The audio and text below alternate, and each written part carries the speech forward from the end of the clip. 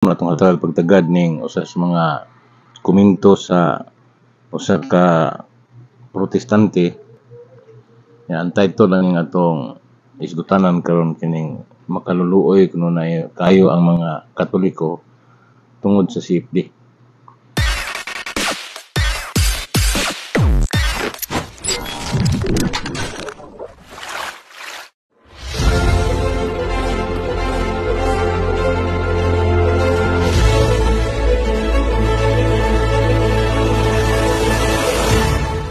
Ingon siya nga ang CFD gigamit sa mga Roman Catholic para magkalat og kasaypanan. Una iyang unang punto, ikaduha nga punto matud pa niya nga sumala siyang nasayran sayop ng gihimo sa Katoliko nga moingon nga ang Katolikong simbahan mo'y makaluwas. Diya kuno nahimong makaluluoy ang mga inosenteng matuon kay bisag mga matino kuno dili kuno dawat ana kay og tanawon ng Biblia. Giingon sa John chapter 14 verse 6 nga si Kristo ang dalan, ang kamatuoran ug ang kinabuhi. Unya napakunoy gitudlo sa Katoliko nga matud pa ang rosary usa siya ka taming o panagang batok sa yawa dili kuno na tinuod o gisupak na nila kay ang iyang gibasihan kanang nasulat sa Efeso kapitulo 6 bersikulo 10, 16 ngadto 18. So, muna siya iyang pamahayag. At alam niyo, naaawa po tayo. Kalunos-lunos talaga ang pagkaawa-awa, nakakahabag itong mga Catholic faith defender. Kasi ginagamit sila ng Roman Catholic Church para magkalat ng lagim na kasinungalingan. Catholic is the only way to salvation. Ganun ba sinasabi ng Biblia? Kahit siguro matino, yung mga Katolikong matitino, hindi maniniwala dyan. Kasi ang Bible, sinasabi ng Bible, Jesus Christ is the only way to salvation. Through faith, John 14:6, Acts chapter 4 verse 12. Sabi naman niya, ang taming kuno o yung panangga sa pakikipaglaban spiritually ay ang rosaryo. Hindi po ganun ang sinasabi ng Bible. Sa Ephesians chapter 6 verse 10 to 16, 18, ang taming po ay ang pananalig kay Kristo. Yan po ang panangga natin sa lahat ng nagliliyab na palaso ng kaaway. Yun po ang kalasag, yun ang taming. maigsuon ako sa akong pagkatoliko, tino ko nga Katoliko. Unsa may buto-sabot na ko sa tino? Kaba nakasabot og nasayod ko nganong Katoliko ko. Nya. May masayod ning atong maigsuon nga ang tanang Katoliko binunyagan o kinumpirmahan. So munay Katoliko. Unya kanang pag-ingon niya nga nagkalat og kasinungalingan. Kuana iyan ang opinion kung anisahon yang istorya, iyan ang opinion tungod sa wa siya makauyon sa gisultis Katoliko. Pagawa siya ng opinion. Pero kanayang opinion di na madawat bod. Nganuman wala siya reference nga nisagakay nga ang Katoliko nagtudlo og kasaypanan. Okay? So ikaduha nga punto niya nga kining wa niya masabti kini magong pulong Katoliko mga igsuon. Kuha na siya. Pag maingon ganita nga ang Katoliko lamang mao'y makaluwas, dili na siya pagkalat og kasinungalingan. Ang pulong Katoliko universal, buot pasabot para sa tanan. Karon kung nabunyagan ka lang sa pagkatoliko, wala ka makumpirmahe, wala ka makatikais, Katoliko ka nga kulang og prone ka sa mini nga magtutudlo nga giingon sa tong Ginoo sa San Mateo kapitulo 24 bersikulo 24 nga kinahanglan ta magbantay.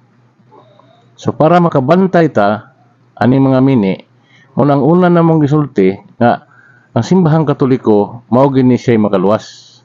Ano man 40,000 na karon ka pundok pulos mo claim nga sila tinuod. Pero kung tanawon nimo ang Biblia usa ra gitukod sa tong Ginoo, ug wa maginlain kanira mang Katoliko. Ikan sa kasaysayan hangtod sa Biblia o bisan sa mga modernong mga teknolohiya karon nagtugan nga ang Katoliko si Kristo may nagtukod. Usa kung ingon may nga ang Katoliko may makaluwas, wala may magsultig bakak.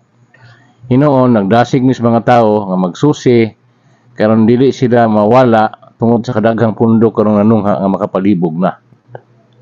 Okay, mo nay Mao na siya ang hinungdan nganong mahimong Katoliko makaluwas. Ang sunod niya nga masabti nga ang Catholic Faith Defenders gigamit kuno sa pagkalat, gigamit sa Katoliko ang CFD. Ang CFD Katoliko ni. O gani ang usas mga banggiitan nga Catholic Faith Defenders si San Pedro. Unsa may gingon San Pedro sa unang Pedro kapitulo 3 bersikulo 15. Pangandam kamo kanunay pagtubag kang bisan kinsa nga magpakisayod mahitungod sa inyong paglaom. O so may pasabot sa CFD. Muna siya ang apologetics ministry sa simbahan. So unsa may trabaho sa apologist? Pagtubag sa mga isyo. So ang gihimo namo para maklaro among tubag kung asa ta dapat magpasakop, mingon may nga wala ang simbahan makaluwas ang simbahang Katoliko ra. Church for church ang isyu ana, dili individual. Pero kung moingon ta nga gawa sa Katoliko o di ka Katoliko, di ka maluwas, individual mo na, sayop na. Kaya di na may official teaching sa simbahan. Pero sa simbahan o pundok-pundok ba, ang pundok ni Kristo o ang pundok na tinukod og tao, kanang pundok na tinukod og tao, di ginakaluwas. Period. Muna yung mong ipasabot. Kaya ang pundok ang tinukod ni Kristo ay lain Katoliko ra. Ikalawang punto. Matod pa niya nga diha sa San Juan kapitulo 14 bersikulo 10, ningon si San Juan, ningon si Ginoong Jesucristo, ako ang dalan, ang kamatuoran ug ang kinabuhi. Walay makaadto sa Amahan kun dili moagi kanako. Ang ilang pagsabot nga way agi og pagtuon. Mingon sila nga dili na mayong mingon ta nga ang simbahan may makaluwas. Kay wa magingon si Kristo ana, ang gingon ni Kristo ako ang dalan.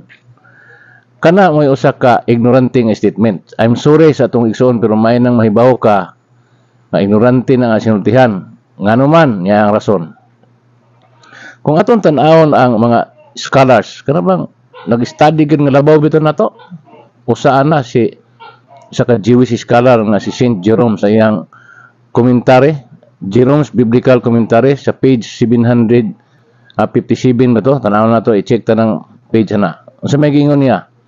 Sa wa pa mailhi ang Kristiyanos sa unang kapanahonan, sa panahon ni Kristo, gitawag siya dalan. Unsa gitawag og dalan? Ang Kristiyanos. Asa man na mabasa? Na nasa Buhat kapitulo 24 bersikulo 14. 24:24. Niingon si San Pablo nga 24:14 nga nisubay ako sa dalan nga gitawag nilag pundok.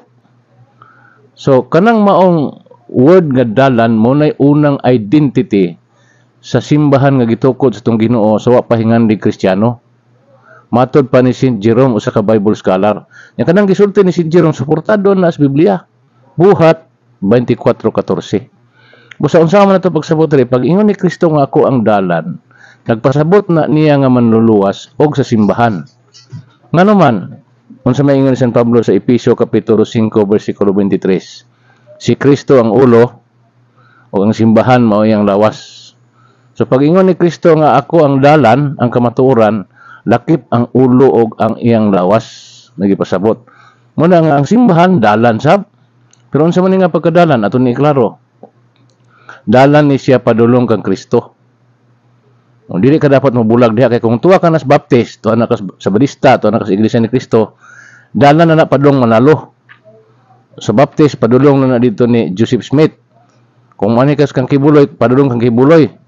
Pero kung anikas Katoliko, padulong na ni Kristo. So muna siya dalan padulong kang Kristo. Unsa man tong unang Timoteo 2 nga matod ni Kristo ako ang dalan, ako kanang unang Juan niya 14:6. Ako ang dalan, ang kamatuoran ng kinabuhi. Ang ipasabot ni Kristo, siya ang dalan padulong sa langit, padulong sa Amahan. Pero ang dalan padulong niya mao ng simbahan. Mao ang simbahan lawas niya agiana nato. Og siya ang ulo nga mo'y mudala nato ngadto sa Dios Amahan. Busa ang dalan diha nagpasabot sa kang Kristo mismo og sa simbahan. Busa kanang pag-ingon sa tong igsuong like relihiyon nga usa ka sayop nga pagpanudlo, ignorante na siyang statement kay wa niya susiha o wa niya tun-e. Gamay ra man tang tawo pero tino ko Katoliko. Okay, ikatulo nga punto. Unsa may giingon niya nga kana konong rosaryo dili kuno na mao nga taming kun panangga batok siyawa.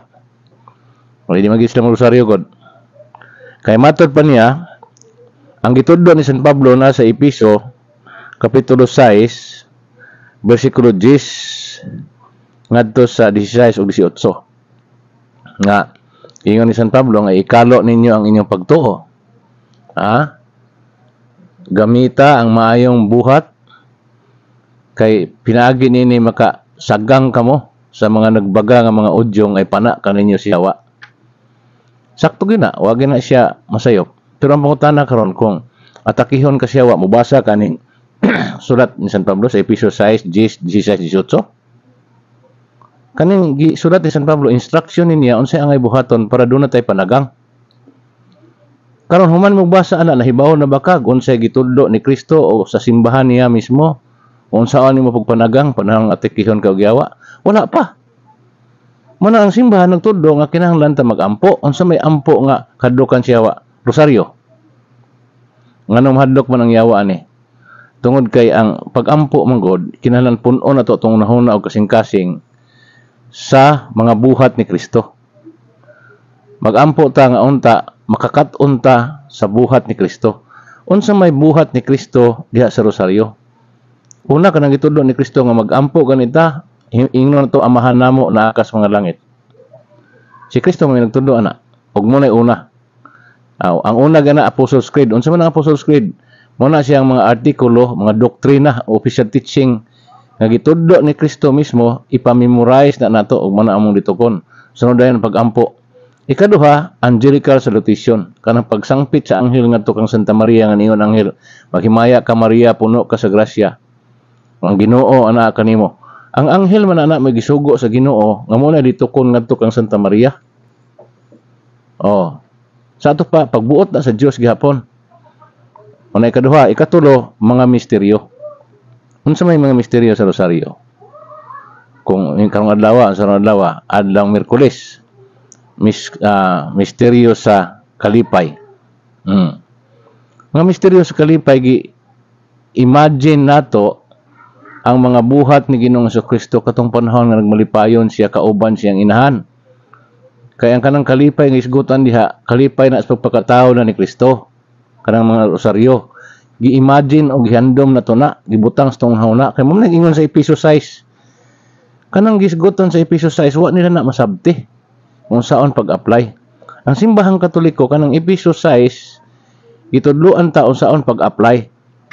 Kaya kanang giingon ni San Pablo nga kinahanglan do na tay taming ay kalo, do na tay taming ay butang sa tong dughan aron inigpana sa yawa di ta kadutdan. Mao ni ang gihimo sa simbahang Katoliko. Kaya pareho na pa yung nga pagpayong dong karon di ka mabasa. Unsaon nimo pagpayong og way payong nga gipalit? Way payong imong makuha. Nakabalo ka nga ang payong makalikay nimo sa basa. Pero kung way payong imong madala aron gamiton nimo, mabasa ka gyud bisag nahibalo ka nga ang payong makalikay nimo sa basa. Nga naman wa makay payong. Karon pag yun ni San Pablo nga kanang kuan kabuutan kanang mga pagampo makasagang sa pag pana nga tira na to siyawa. Unsa man na nga kabuutan? Unsa man ang pagampo kay ang tawo lahi magkabuutan. May mga tawo nga buutan sila sa barkada pero ang ilang barkada binuang ang gibuhat. Pero buutan sila dito. Sa ilang grupo buutan siya. Tungod kay naa siya silang grupo pero binuang na ilang trabaho. Unsa man ang kabuutan nga gitudlo dinhi? Kabuutan nga gikan ni Kristo. Munang simbahan nagtudlo na kung gusto ka magbinuutan kinahanglan nga magampo ka. Kaya mo na ang imong pagsunod sa gitudlo ni Kristo. Unsa man pagampo mo na rosaryo. Pagampo og rosaryo bra di ba mahibaw kag unsay kalainan kang magrosaryo dili. Subusa ang rosaryo taas man siya explanation ami debate ni Bersirel usa ka sabadista. Wa gyud ka porma kay ang ilahang wa man siya kasabot unsay rosaryo mismo. Sa pangutanan nako o siya kasabot. So mo nang kinangsabton sa nato ning atong gibasa para ang atong istorya nagistorya ta sa atong nasabtan. Dili kay nagistorya ta og puros pangatake pero ang resulta kita ring wa kasabot mo nang lain-ana atong sinultihan. So kani ako atubag ni sa atong usa ka sabadista kani nga video og mao ni atong tubag.